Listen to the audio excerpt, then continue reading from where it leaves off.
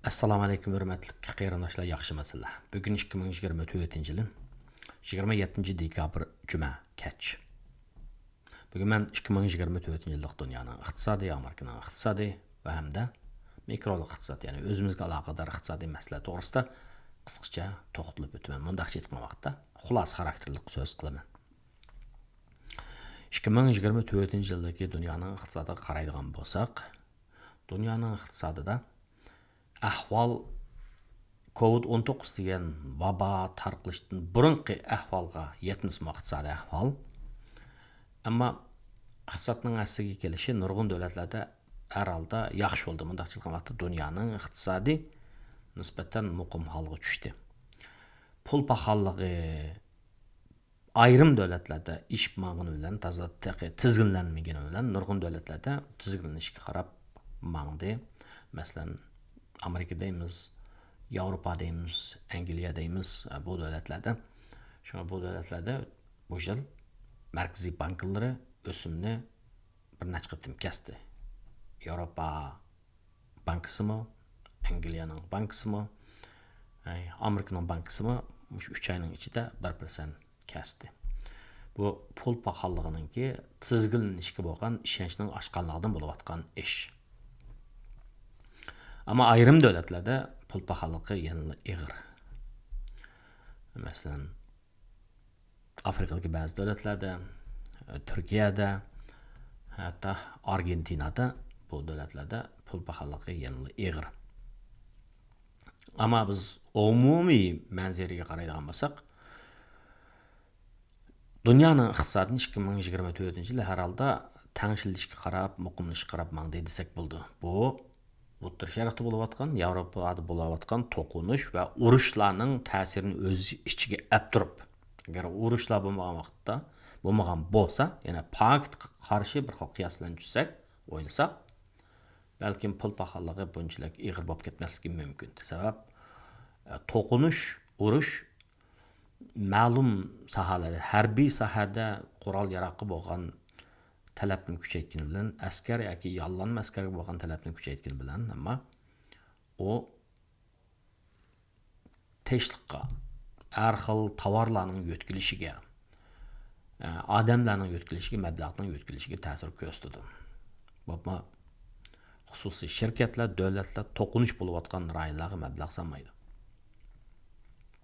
Ham shuni bilan birlikda Yevropada bundan taxminan 3 yil ilgari boshlangan urush, Rossiyaninki Ukrainaga hujum qilishi, ayni vaqtda Amerika va G'arbdagi NATO kuchlarini Rossiyaga qarata iqtisodiy embargo qo'yishga qistadi. Natijada ochliqning bahosi o'rlab ketdi, energiyaning bahosi o'rlab ketdi. O'rta Sharqdagi to'qinishma ham energiya bahosiniki o'rlab ketishini keltirib chiqadi. Mana shunday ishlar. Bu hammasi pul paxalligiga ta'sir ko'rsatdi. Ya'ni pulning setib olish kuchining tuvan bo'lishini keltirib chiqardi. Undan sirt yana o'lmakning ustiga tapmak degandek, bu vaboning dunyo xarakterli bo'lib ketishi. Ayni vaqtda xabarlarda bor, balkim bu umrimizda biz bir qatimda ko'rgan bo'lar, ya'ni ko'mayli buni. Vabo taralgan dastlabki mezgillarda davlatlarda, jamiyat ko'ch-ko'chalarda odamlar qanmagan, ya'ni odamlar uylarga solinib qolgan. Shu vaqtda uyga solinib qolganlik tufaylidan, ochachlik tufaylidan nurg'un odamlar o'lib ketgan. Shunday bir ishlarni biz beshimizdan o'tkazdik.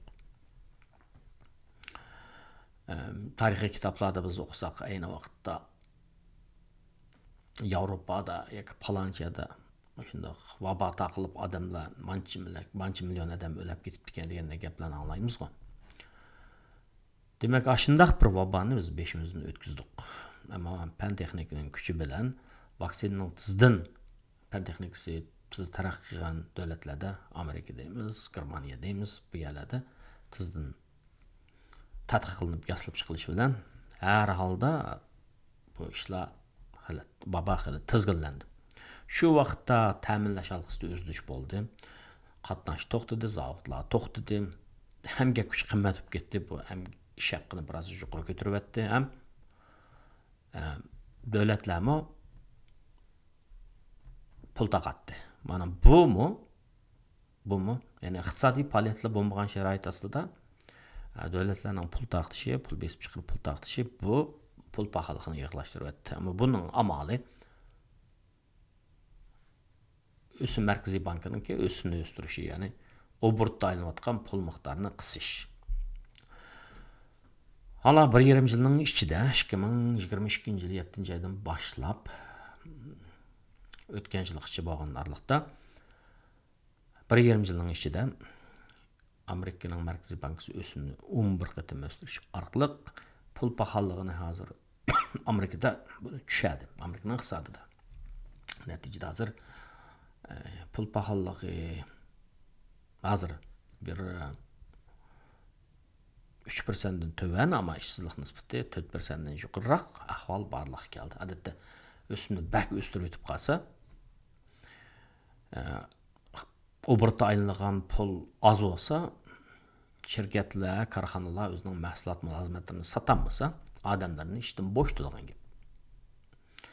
Ammo shu xil qo'rqinchli ahvol Harvardning iqtisodshunosi Kenneth Rogoff deganligidek 1929-yili yuz bergan Amerikada yuz bergan iqtisodiy bo'hrondan keyingi cho'ng bir bo'hron yuz berdi. Amerika iqtisodiy 7 yilgacha o'rnidan turolmaydi, o'zini topolmaydi degan ahil qiyoslarga tamamen qarshi oldi. Tiz vaqtning ichida o'rnidan turdi. Bugungi kunda, ya'ni 2024-yili Amerikaningki butun dunyoning umumiy yaratgan boyligini biz bir yil yaratilgan milliy boylikni, milliy daromadni, GDP'ni 103-104 trilyon dollar desek, bunun 29 trilyonu Amerikada, 18 trilyonu Xitoyda yaratildi degan gap. Shunga 2024-yili dunyoning iqtisodini umuman turaqlashga qarab mangdi desek, Amerikaning iqtisodini 2024-yili yumshoq qo'ndi deymiz. Ya'ni yumshoq qo'ndi degan bu bir xil metafor aylanib ketgan so'z bo'ldi hozir. Xuddi aeroplan bo'ron chapqinlik kunlarda ketib o'tib qo'ngan vaqtda agar uning zarbasi bo'ron chapqinning zarbasi qattiq bo'lsa, u qo'nish jarayonida zaxmiga uchraydi, o'zi buzildi, odamlar yarildi, o'lish, yarilish hodisalari yuz berdi, yarilish hodisalari yuz berdi degan, lekin undaq bo'lmadi. Ya'ni Amerikaning iqtisodi yumshoq qo'ndi.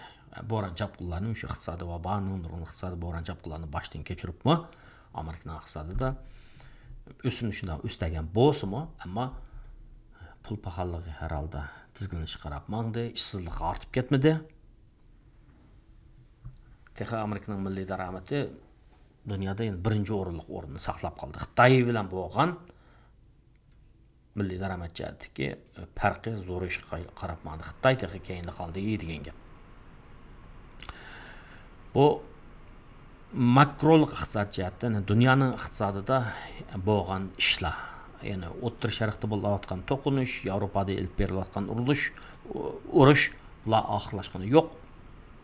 Bu ochliq bahosining o'rilishi, energiya bahosining o'rilishi, ya'ni jumladan vositalik holda pul paxalligining ishib ketishiga assa qo'shildi bu ishlar. Endi 2025-yildagi oldimizgi yillarda sulli tuzilib, urush to'xtatishib qolsa, nisbatan tinchlik dunyoga qaytib kelsa, bu iqtisodning ko'tarilishiga nisbatan bir yaxshi ahvol bo'ladi. Lekin mening hozir so'zlayotganim 2024-yillik iqtisod haqida xulosa bo'lganligi uchun xulosa dunyoning iqtisodi 2024-yilda muqimlashga qarab mangdi. Shu xil urush to'qinishlarning yuz berishiga qaramay. Amerikaning iqtisodi yumshoq qo'ndi, ya'ni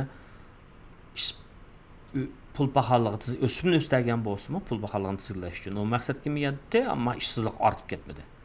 Qalayimqanchilik chiqmadi. Agar bir jamiyatda ishsizlik ortib ketsa, ya'ni emgak ishlik odamlarning ichida xizmat topadigan, xizmat izlayotgan odamlarning soni ortib ketsa, xizmat topolmaydigan odamlarning soni jiq bo'lsa, u ijtimoiy muqimlikni va oxirida siyosiy ta'virnishni keltirib chiqaradigan gap.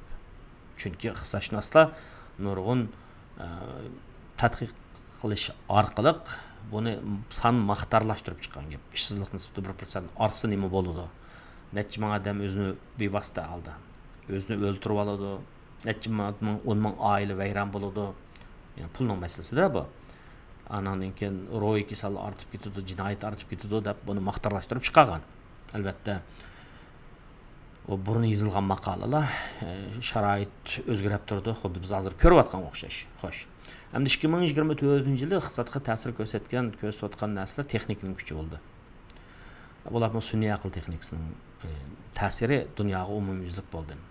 Sun'iy aql texnikasiga qarata men bu shu kanalimda o'qib qo'ydim bir yozmamni. Ona nisbatan har xil qarashdagi odamlar bor, umidvor qarash qaraydiganlar bor. Mark Zuckerbergga o'xshash 100 kitobniki, Meta'ningki egisi. Ular umidvor qaraydiganlar bor. Buningga qo'rqinchli deb qarab atganlar bor. Ba'zilar u emgak unumdorligini oshirdi deydi, ba'zilar ishsizlikni ig'irlashtirdi deydi, ba'zilar jinoyatni ko'paytirdi deydi. Mening esimda bor, aytayim. Ben Amerika'ya kelgan vaqtda 97-yilning oxiri 98-yil Bill Clinton Amerikaning prezidenti shu chaqda bir nutqida so'zlagan. İnternet dunyoga erkinlik keltirdi deb. Erkinlik va demokratiya keltirdi deb. Bu uchur taralsa, dunyoga uchurlarmishdan erkin taralsa, so'zlash erkinlik bo'lgan vaqtda diktatorlarningki jinoyatlari oshkorlandi. Ammo shuning bilan haqlar tabiiy holda bir xil erkin jamiyatni talab qildi, demokratiya qildi deb o'ylagan. O xil faraz amaliyot qanday bo'ldi? Amaliyot boshqacha bo'ldi. Ya'ni hokim mutlaq kuchlar, diktator kuchlar texnikadan foydalanib pichoqni o'zining ishini oson qilishga ishlatmay, masalan, xalqning turmushini oson qilishga ishlatmay, xalqni yarqilgan ishlatdi. Hokim mutlaqlikda. Jinoyat shaykillari sun'iy aqldan foydalanib ketdi. Düşman kuchlar, erkinligi demokratiyaga qarshi kuchlar uni o'zining hokimiyatini kuchaytirgan, boshqalarni izdigan, boshqalarga zulm soladigan kuchga aylantiryapti. Ya'ni uchur orqali boshqalarning uchurlarini o'g'irlaydigan, yasaydigan, o'zgartiradigan, uchurni yolg'on qiladigan, rostni inkor qiladigan, anandan keyin ham burmalaydigan xato uchur. Shunday qilish orqali erkin alaqadek belgilangan degandek dunyoga nisbatan erkinlikni olib kelmadi bu internet texnikaning anda qo'llanishi natijasida ba'zi dunyoning ba'zi yerlaridagi insonlarni qorong'ulik cho'ktiryapti. Shunga shu sun'iy aql jihati texnika nisbatan kontrolni kuchaytirishning muhimligini bilib yetgan davlatlar buning qarta harakat qildi. 2024 bu aş bu.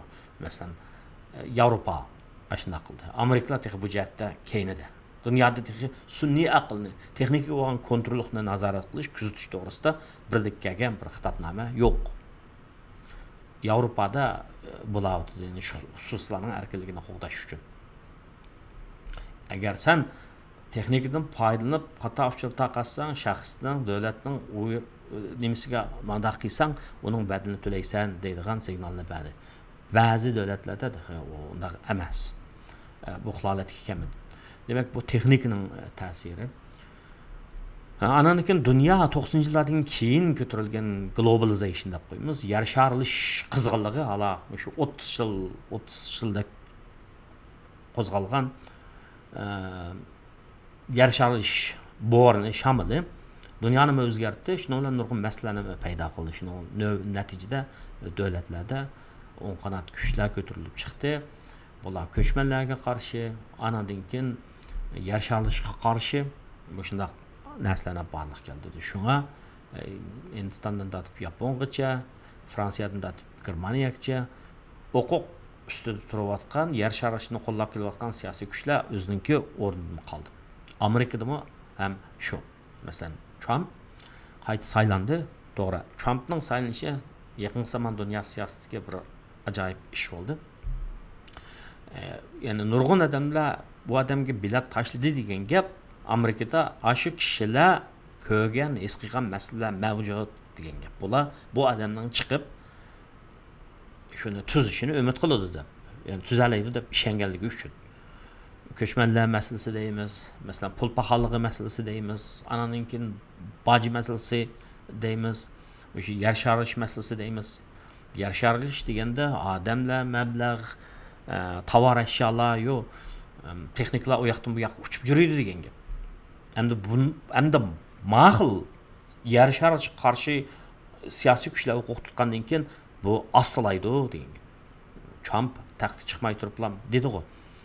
Xitoydan kelgan malga 60% boj qo'yman, Amerikaның чигарасына кірген әрқандай малдың чат елдің меледен мейлі менің ittifoqdoshim do'stimning meyli bo'lsinmi 20% mal olaman deb hatto qo'shni davlatlar Meksika bilan Kanadaga qo'pab belinglardan 25% tamojni bejalaman dedi. Ular nafta deganni 30 yil burun tuzilgan nafta degan North American Foreign Trade Agreement. Shimoliy Amerika tashqi savdo kelishimnomasiga ro'yini asosan e'tirof qilmayman degan gap qildi. Kanadadan Justin Trudeau, anan keyin Meksikaniki ayol prezidentlarga shu xil signalni bildirdi. Shuni bilan birlikda Trumpningki saylanishi yana yangidan ko'tarilib chiqayotgan, dunyoda ko'tarilib chiqayotgan boshqa bir qutb, bir siyosiy kuchlarga nisbatan bir ogohlantirishni berdi. Trump dediki, agar BRICS, ya'ni qish davlatlari Braziliya, Rossiya, Hindiston, Xitoy, Janubiy Afrika va yangidan qo'shilgan davlatlar birlashib, hozirgi dunyoning siyosiy tartibida pul muomala siyosatida ustun o'rinni egallayotgan dollarninki dunyodagi zapas pullik o'rnini bosaman deb shu xil g'arazda bir pul ishlab chiqarilgan ishing bo'lsa, bizning dollarni ishlatmay o'zinglar shu pulni nima qilib muomala ishlatgan o'zinglar har biriga 100% dan boj qo'yib o'taman dedi. Buningga Janubiy Afrika bilan Hindiston darhol inkas bildirdi. Yo'q, biz unday qilmaymiz, unday niyatimiz yo'q deb. Demak, bu shu ma'noda aytgan vaqtda Trumpning taxtga chiqishi Amerika birinchi degan siyosatini gaplam emas, da? Gaplam emas. Qaragan chaqda 2025-yilda rasmiy taxtga o'tgan vaqtda ba'zi ishlarni qiladiganday turdi. Xitoyning melidan bajaladigan bal alg'ashni qilgandek turdi. Meksika bilan Kanadaga shart qo'ydigan o'xshaydi. Ammo Yevropa bilan bo'lgan munosabatga qaraymiz. Ammo hozirgi bo'layotgan ish mana Trumpning taxtga chiqishi bilan pul muomala bozorida cho'ng tavrinish bo'ldi. Bir xil ko'tarilish bo'ldi pul muomalada. Lekin u haddan ziyoda ko'tarilish. Mana shu kunga tushayotgan ishlar shu. Markaziy bankninki Jeremy Powell 12-oyning o'rtalarida 3-qatim o'sim nisbatini 0.25% o'stirgan vaqtda kelar yili biz faqat 2 qatimda o'stiramiz degandan imo qilganligi uchun, ya'ni o'simni 2 qatimda o'stiramiz, 0.25% tushiramiz. O'simni 0.25% dan 2 qatimda tushiramiz. Kechiringlar, ba'zida ozroq xato so'zlab qolgan ishlar bo'ldi ekan. Bir nimadan o'qimagandan keyin kallatgan so'zlar aytgandan keyin 0.25% dan tushiramiz deganligi uchun mablag' saqchilar, shaxslar, ya'ni iste'molchilar, undan keyin shirkatlar kelgusidagi iqtisodiy faoliyatlarga nisbatan ehtiyotchanlik bilan muomala qiladigan yana o'simni kasmaydigan ish bo'lsa, pulni hajlamaydiganmiz, hajlamasak bo'ldi ekan deb. Agar Trump rostlaganligidek shu saylov mazgili degan gaplarni amillashtirishga o'tsa, qonunsiz ko'chmanlarni qo'g'lab chiqarilgan ishni qilsa, anan davlatlarning mollariga shunday yuqori bajaldigan ish bo'lsa, bu nimani keltirib chiqaradi degan vaqtda mal bahsining ko'tarilishini keltirib chiqaradi degan gap. Chunki qonunsiz ko'chmanlarning ba'zilari to'van ish qilib, Amerika qilmaydigan ishni xizmatni qilyapti degan gap. Unda bo'lsa bu yerda emgak kuchining qislig'i kelib chiqadi. O chaqda ba'zi shirkatlarningki foydasi ozayib ketadi degan gap. Andan keyin chet eldan kirgan mallarga umumyuzlik ishlar bajarilgan bo'lsa, o shirkatlar, qarmoq shirkatlar o bajni to'lagan bilan ular uni baho qo'shitadi, iste'molchilar to'laydi degan gap. Bu pul baholigini keltirib chiqardi. Shunga bu xil pul baholigining eshib ketmasligi uchun, pulning jiqroq muomala jiqroq bo'lib ketmasligini to'sish uchun mushundaroq mazmunda gap qildi odamlar. Andan keyin Trumpningki taxtga chiqish bilan bu yana pul muomala bozoriga ta'sir qildi deganim haqla hozirning o'ziga emas, kelgusiga mablag' soldigan gap. Kelgusida ma'lum ish manda bo'ldi deb hozirning o'zida qaror chiqargan gap. Chunki bular Trump taxtga saylandi hamda shifrlik pul o'sdi deb shifrlik pul bozoriga pul eqib kirgan bo'ldi. Necha kundan buyon eqib chiqib ketyapti. Hatto Bitcoin Trump saylanishidan burun 68 mingta, biroqlar mana bir ayının içinde 100 mingdan işip ketdi. Bununla nispeten Trump özümü birinci qitim prezidentlik saylangan vaqtda Bitcoin'ni aldamçınınki degendek muamele qilgan. Warren Buffett'ni bilisizlar, Bill Gates'ga o'xshash donliq mablag' silib bergan milliarder. O adam Bitcoin'ni arzimas deb ko'rdim. Ammo shunga baxmay turib, Bitcoin shuna bo'lib ketyapti. Oltinni qimmat bo'lib ketyapti. Oltinni ko'gil tutqiladi, hechmi deganda tishingizga tish qilib, qo'lingiz xonimingizning qo'liga o'zik qilib sapagildi. Lekin Bitcoin degan qandaq? Bu to'g'risida so'zlab ketdik. Bitcoin'ni ilib setib foyda ko'rgan Uyg'urlarimizmi bor. Ammo buningdan keyingi ishlar qandaq bo'ladi? Xudo o'ziga amonat. Har xil yo'sindagi, har xil maqsaddagi ish birliklar maydonga kelyotdi. Ammo olti kaptarning hammasi mo'lloq chiqmaydi, chiqadi shunday Bitcoin o'xshash birasi. Men faqat bo'g'a ishni dedim, ammo ap qo'yish kerak, ammas kerakni gapni demadim. Buni men bir deb qo'yay. Anadan keyin o'zi shu pul paxalligi texe ba'zi davlatlarda, masalan Turkiyadagi davlatlarda pul paxalligi ig'ir dedim-ku, bu davlatlardagi xalqlarning ko'ngliga vasvas silvatidi.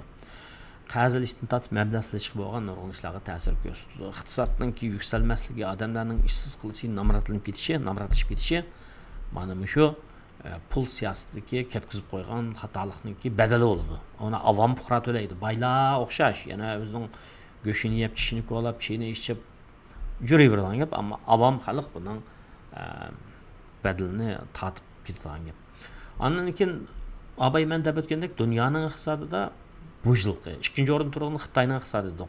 Yil oxirida Xitoyning umumiy yaratgan milliy daromadi dollar bo'yicha hisoblagan vaqtda 19 trillion yetib qoldi ekan. Lekin uning noposi 1 milliard 300 million kishi bishiga to'g'ri keladigan undaqqa bo'lmaydi, tang taqsimotchilik yo'q.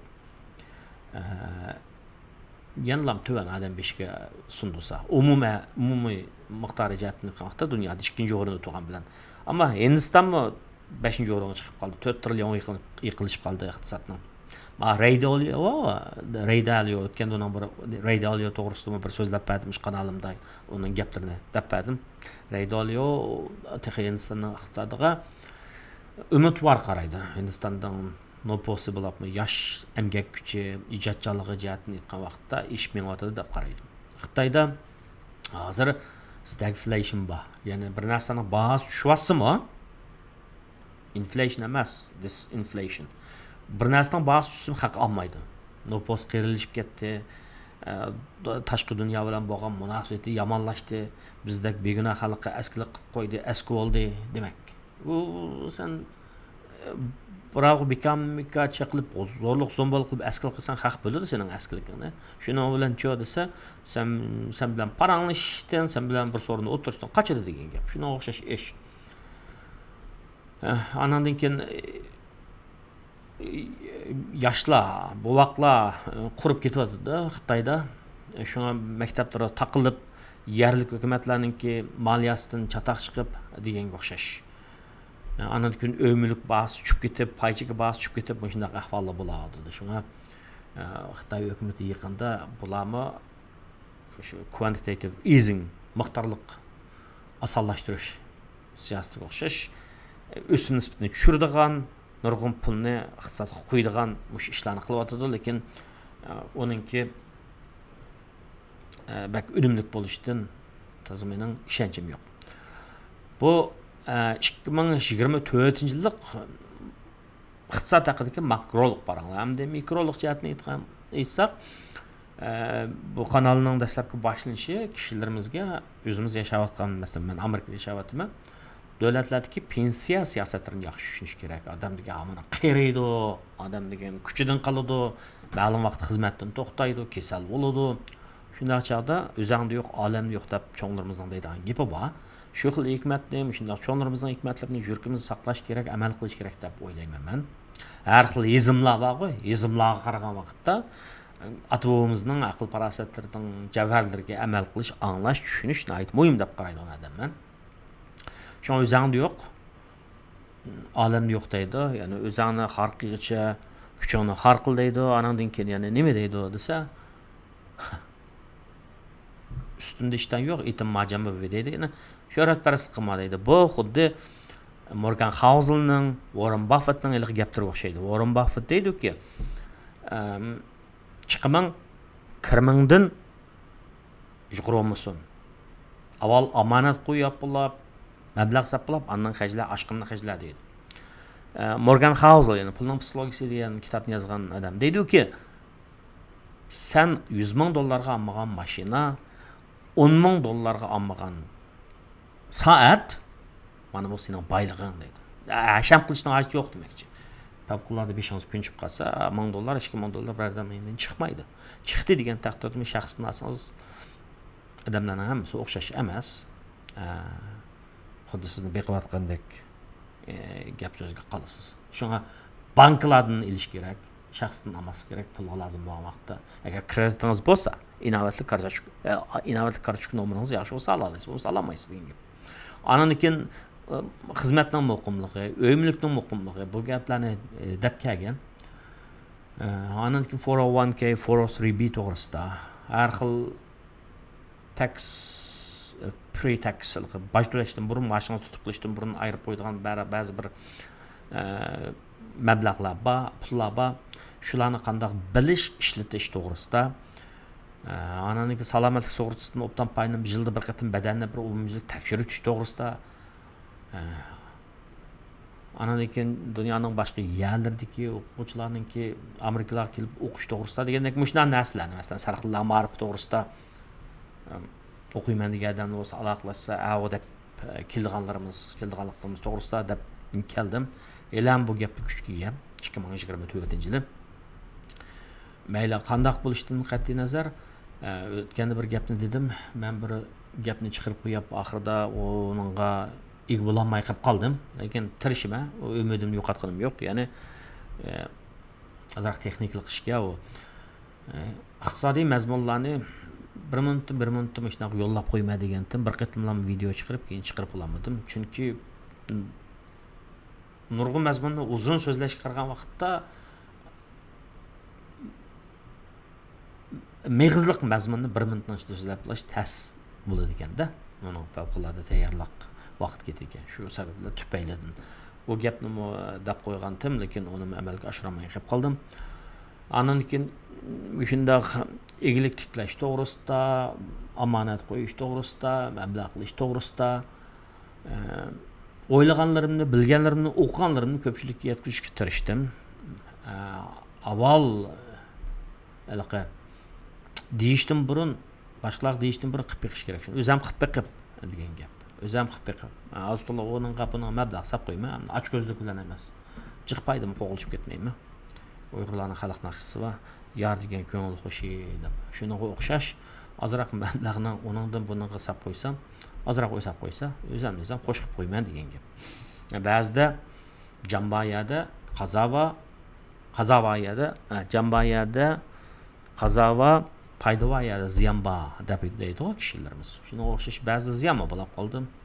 Ayting, o Xudoyim buyurmabdi deymiz.